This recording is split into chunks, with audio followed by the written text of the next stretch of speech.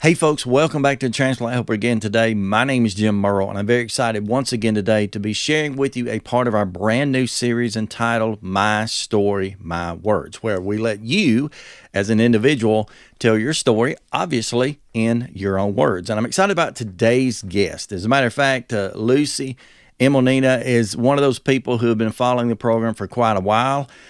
She has family and such as that have been involved in around transplant before. As a matter of fact, her daughter, we hope to talk to in a few weeks, actually had a heart transplant as well. So this is kind of one of those second generation transplant situations, but nonetheless, again, great friends of the program, great friends of mine, and I just wanted to share with you her story. So Lucy, if you don't mind, how about starting out today by telling us a little bit about yourself?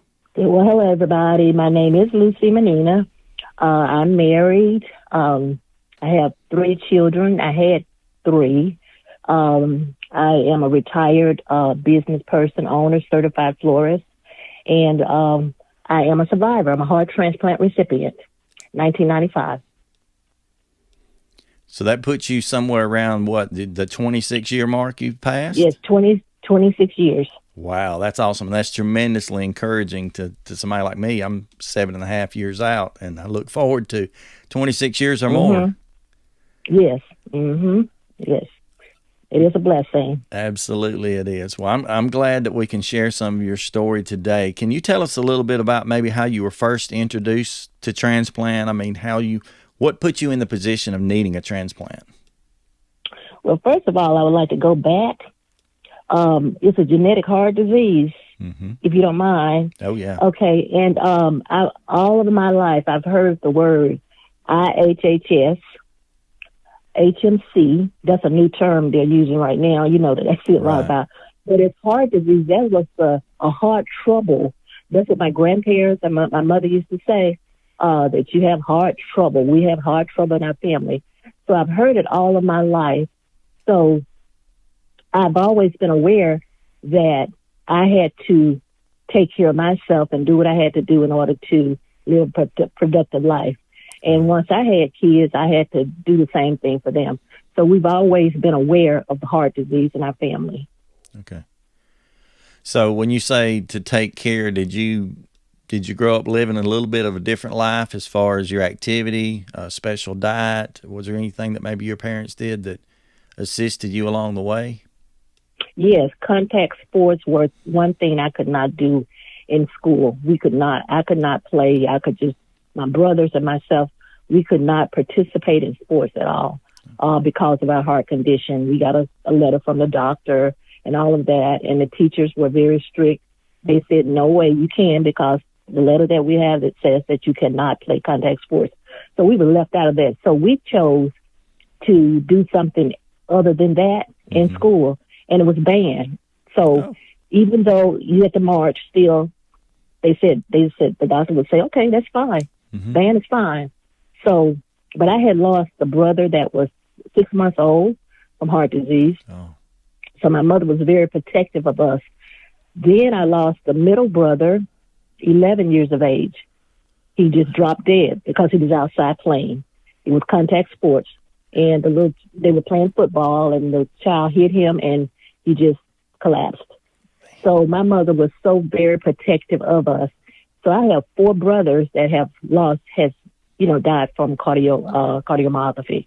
Wow. So yes, y'all definitely took it extremely seriously, and then you had those terrible reminders at times of how serious it was. Well, I grew up going through the restrictions as far as no contact sports, all of that sort of stuff, but ultimately I did very well, and of course didn't have to go through the pain that you guys did, so I'm sorry about that. But I know that has helped you in life to focus probably, and to maintain the important things in life more than likely. Exactly. Yes, it has. It has.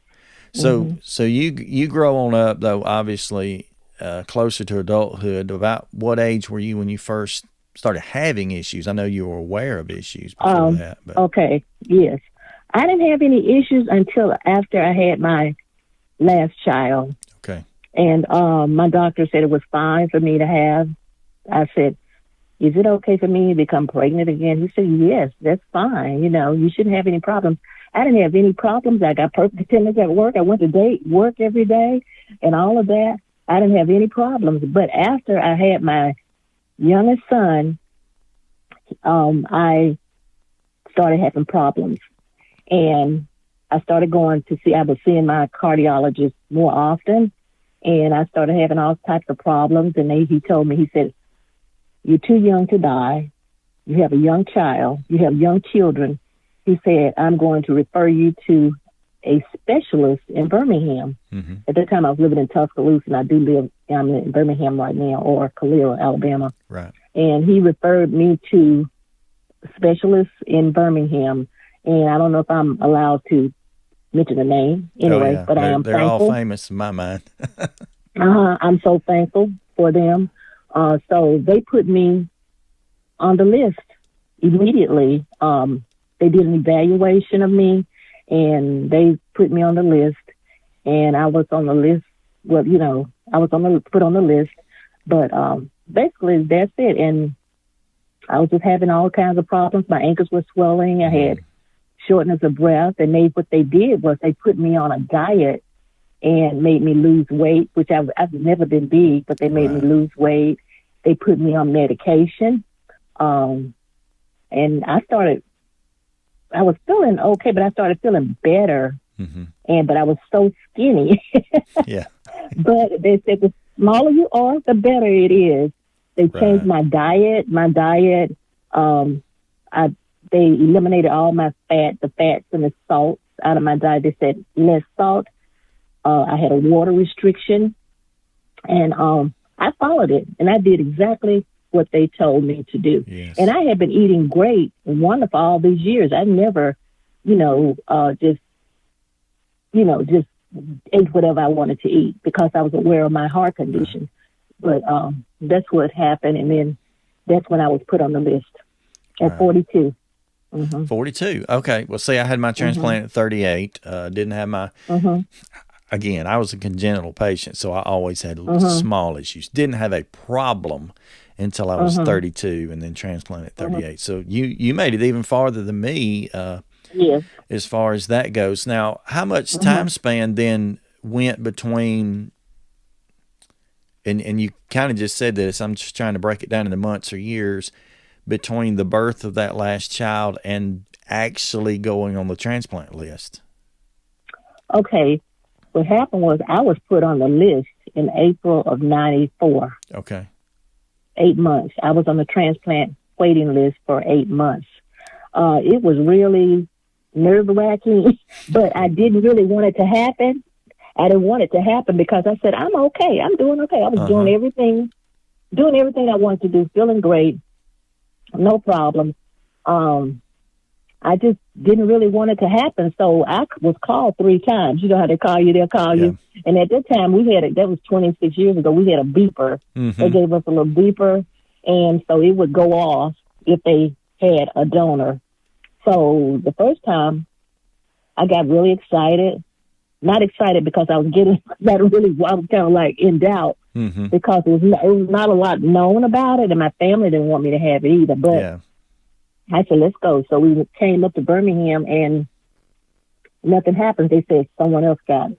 I said, okay, that's fine with me. So I went back home. Then the second time it happened, the same thing happened. They said someone else got it, the heart. And we sat there for 5 or 6 hours. I said, that's fine. So the third time it was New Year's Day. I was at church, and I got it on New Year's Day. Amen to that. At church too. Yes. And so the beeper went off, and I told all my family and friends, and I already had my little bag packed in the car. Yeah. And I told my family, I told my husband, my kids, and all of that, and I said, they called. I said, I already got my stuff in the car, so I'm driving from church to Birmingham by myself. I didn't ask anyone to go with Mr. Wick. I said, come, you all come after me. Come later. Yeah. So when they got there, I was prepped. and ready to go. Oh, you were rolling that time. I bet you started a prayer meeting like you ain't Oh never yes, seen. oh yes, oh yes, oh yes. Well, I got Oh my, yes. I was in the hospital, so I wasn't present. I wasn't able to be there, but I got my call during the time of our Wednesday night Bible study when it came up. And so Oh I wow. texted, Okay. my wife was teaching little kids and, different things were going on. So I Mhm. texted, I think my wife and my best friend at the time, who happened to be our preacher as well. I texted about 3 people in the hopes that somebody would read their text. They're in Mhm. church. Most of them got it on silent and they're not paying no attention. And Mhm. I think the way it went down was my preacher friend was he was teaching the adult Bible class, and he waited till it was over because it was close to being over. And he called my wife up toward where he was standing. He said, "Come here and look at this. Have you seen this?" And she's like, "What?" So, I started a prayer meeting too. I think everything shifted gears as my wife grabbed the kids and ran out the door of the church building and headed to Mhm. Birmingham. But yeah, Mhm. exciting time. So really, ultimately, then you're listed about 8 months. Like you say, you had a couple of false alarms. And I know Right. the attitude of wanting to turn it down. When you grow up that way, you think, "Hey, I made it made it yesterday and the day before. What's another day?" Right. Right. But Mhm. it comes to a point Mhm. where it's a necessary part of life. So, Right. in spite of the dread that goes along with that, so tell us a little bit about the actual transplant. You got us up to the point where your family comes in. You're prepped. You're ready for surgery. So, Oh yeah. how did the surgery Prep itself ready. go? Oh, the surgery went wonderful. I recovered really fast. But now it's a big difference between the way it was then Mm-hmm. and now. I was in the hospital. I was in the hospital for about 3 weeks. Mm-hmm. Then they had a townhouse. I'm sure maybe you've heard about that. Yeah, I stayed in it actually. Oh, Right. you did? Okay, Yes. Yeah. great. Okay. They Mm-hmm. had the townhouse. So that's where I was. I was there for 3 months. Okay. And every day they made me get up and walk to the clinic. I would cry, shake. I was on prednisone. I was on so much medication. I said, I've made a mistake. Why did I do this? And the wind was blowing, and I was so frail and skinny, and I was out there, and the wind was just Yeah. a blowing. And I said, Lord, what have I done? But I had to do it I had to go to the hospital 2 or 3 times a day. Yeah. I would go for my morning appointment, go back again. And so it was just hard, but it made me a stronger person. And Absolutely. I appreciated life more. And I said, Absolutely. wow, look at me. I didn't realize I was just that strong. Well, you were pretty much living my life 20 something years prior because that's exactly what I did. Now, they didn't make me do it, but I stayed in the townhouse. The first place I was Mhm. moved after the hospital was townhouse. Mhm. I'll not get in the rest of that, but I went to the townhouse and they didn't make me, but I could see, especially where the old cardiology department used to be, you could practically see it. It Mhm. felt like a mile, Mhm. but it was closer than that. But I would walk Yeah, from it was, townhouse to clinic there in the old right. Hillman building, and Right, would right, walk back and right. forth there several times, like you say, several times a day or a week. And then I Mhm. actually did all of my walking in the halls of the hospital because I decided, hey, Right, they got the air conditioning going in here. Mine was right. my recovery was Mhm. late May, early June. Early June. It's hot. I mean, hot as fire. Mhm. So I'd go in there Mhm. because it was cooler, and you knew walking around that building, hey, everybody there's medical staff. If something goes wrong, Right, you're you're in a safe. good You're place safe. there. Yeah, Yeah, right. yeah. Mhm. About as And safe that's as why church. and that's why I was there for 3 months, because I Yeah. did not live in the area. I lived in Tuscaloosa, so they said if it was 50 miles or more, you would have to stay close to the Yeah. hospital in case you had some problems or something like that. But I thank God for, that's their little setup where they want you to do these things in Hmm. order for you to get better Yeah, and exercise and walk. as you know from your daughter's situation, they still do very similar. Just a few different Mhm. locations to stay. They closed the Right. townhouse and Right. rebuilt Mhm. it, something like that. But yeah, very Mhm. similar. So tell us about your recovery then. Quite a bit of your recovery was while you were still in the area, obviously, and quite a bit of Yeah. your No. Yeah. fitness was walking the clinic. But tell us Yes. about it. And well, I had to go to rehab, Hmm. and like I said, it was basically my recovery was there in the hospital, but I did pretty good when I came home. I had to come back and forth, and I had some rejection. Mm-hmm. I had some early rejection. I was put on 70, and I remember that very well. I was put on 71 tablets of prednisone. Yeesh. All I could do now, it was like tapered. It was tapered. Yeah. And so all I could do was sit and shake. Yeah, I heard that. And, I didn't know whether it was night or day. Mm-hmm. I would cry, and I had my sister.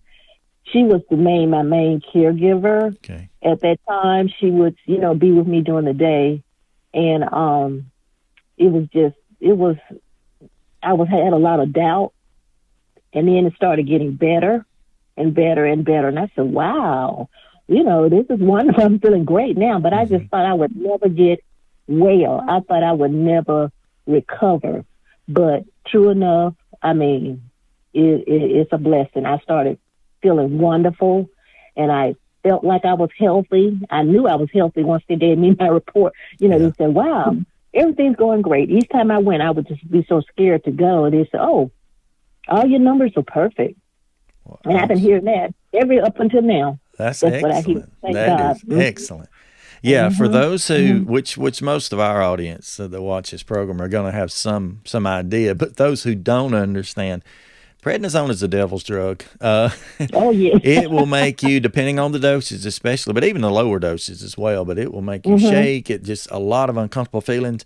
Right. You don't eat rice. You don't eat peas. Right. You don't eat soup. If you can't pick it up and shove it in your mouth with your hands, you're probably not going to eat it. And then you better wear a bib. But it can be frustrating. I was the other morning. I happened to walk into the laundry room there. My wife was washing some clothes and stuff like that. And everybody remembers the old spin cycle. I was talking to my child, and I leaned up against the wash machine, and it happened to be on spin cycle. And I said, "That's the feeling. That's it. Your inside shake. It's like everything." Oh, shake. yes. Horrible. Sure, that's true. I forgot that feeling. Yes, that's so true. I forgot that feeling. The inside shake. I used to assume if I put my finger down in a glass of Coke or Sprite or something, that all the fizz would bubble out of it. I could shake it out. But anyway, so your recovery went very well. You've not had really any bumps in the road except for that rejection in the very beginning. So that's excellent. All right, share with me this. What would you say would be both the best and the worst things that you've had to deal with as a result of transplant? The best and the worst. Okay, the best is that I got a second chance at life. Also, I got a chance to see my children grow up. Even though I've lost 2 sons, I still have my daughter, which is a blessing. So I don't look at the bad or as blessed. I look at what I'm blessed with now. I don't look at what I've lost, because that was God's will. My 2 sons, I had no control over it. The doctors had no control over it. We did everything right. We did everything we supposed to do. I took care of my sons when they were young. They knew what to do when they got older, but they lost the battle. Yeah. So, but I am so appreciative that I got this second chance at life. The bad thing about it was, the only bad thing about transplant is that early on, I had a fear that it was not going to work. Yeah. And the medication, I had to take all the medication.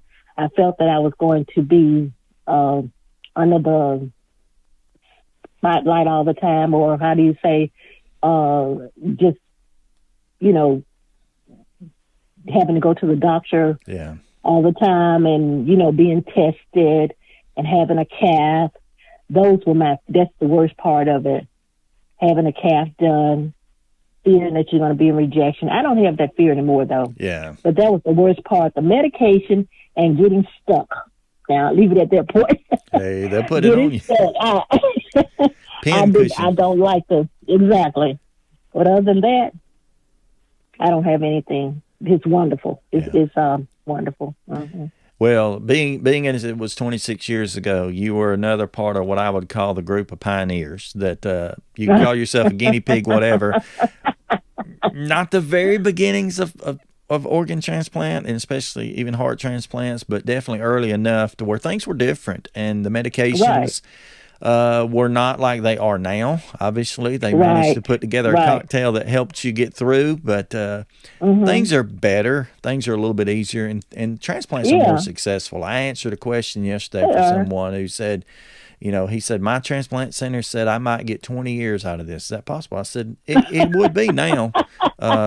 10 years ago, they wouldn't have given you that type of an odd. You would have been very blessed to pass the 10-year mark. But things are changing every day. Things are getting better. So. Well, in 95, they told me, they said 7 to 10. They said 7 to 10.